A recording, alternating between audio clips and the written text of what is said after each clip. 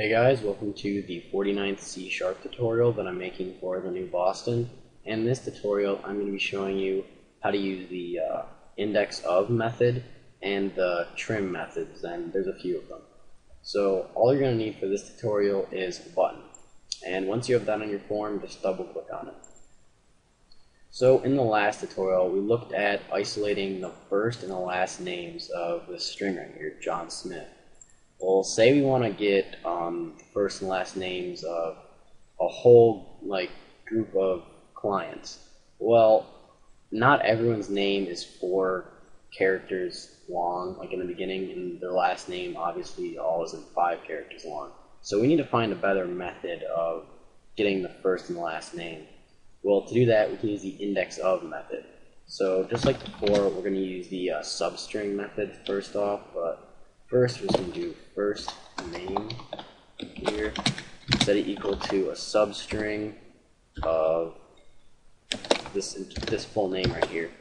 Well, for the int start index, we're just going to set it to 0 because we're just trying to get John. And then the length, well, instead of putting just 4 right here, we can use the IndexOf method to find the index of this space. So we know we want it to stop reading as soon as it finds a space. So what we're going to do is we're going to get the index of this space, and since the index of this space is 4, it will just read 0, 1, 2, 3, 4. But and since this is a space, it will stop at it. So we're going to use the IndexOf method. We're just going to do name.indexOf, and then inside of here it just calls for a character value. So we're just going to put in a character, and we want it to be the space character, and then it'll get the index of the space right here, and then which is 4, so it'll read 1, 2, 3, 4. Oops. Alright, so now we'll get this first name. So let's just display this in a message box to make sure that it actually gets the first name.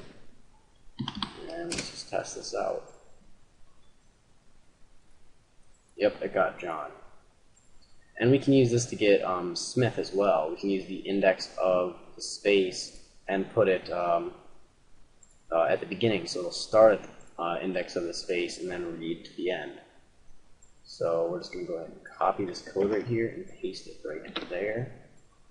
And then we don't need a second parameter because it'll just read to the end of the string. So now when we debug, well, this will actually be the last name, but I'm not going to change it. And we should just get Smith. Yep. But as you can see right there, there's a space at the beginning. And that's because the IndexOf returns the index before it. So it would return the index of right here and not right there. So in order to solve this, we can just add 1. So it'll begin reading here instead of there. So now when we debug, we should just get Smith and no space Smith. Yep, and there's no space at the beginning, even though it's kind of hard to tell. And the other methods that I'm going to be showing you how to use is the trim methods. And these are very useful. And basically what it will do is it will just remove all of the spaces. Or all of the spaces at the beginning and the end. So if we have a bunch of spaces at the beginning right here, and we want it to just still read John Smith and not space, space, space, space, space, John Smith, well, we can use the trim method to do that. So what we're going to do right here is we're just going to call it it's just raw name, because it'll just get the actual name. So we're just going to do name dot and then trim.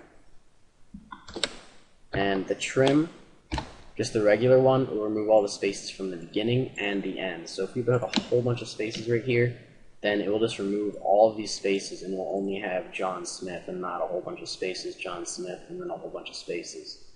So now we're just going to display this raw name in the message box. We should just get John Smith and not a whole bunch of spaces and then John Smith. Yep. And if I were to show you just the original name without using that trim method, you'll see there's a whole bunch of spaces. Yeah, there's spaces there and spaces after it. You can also use trim start if you only want to trim the start of here.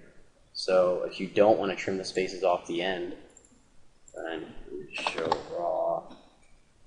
name. So now we will get John Smith and then a whole bunch of spaces. And you really won't be able to tell that the spaces are there, but they are. And then you can use trim end to just trim spaces off the end.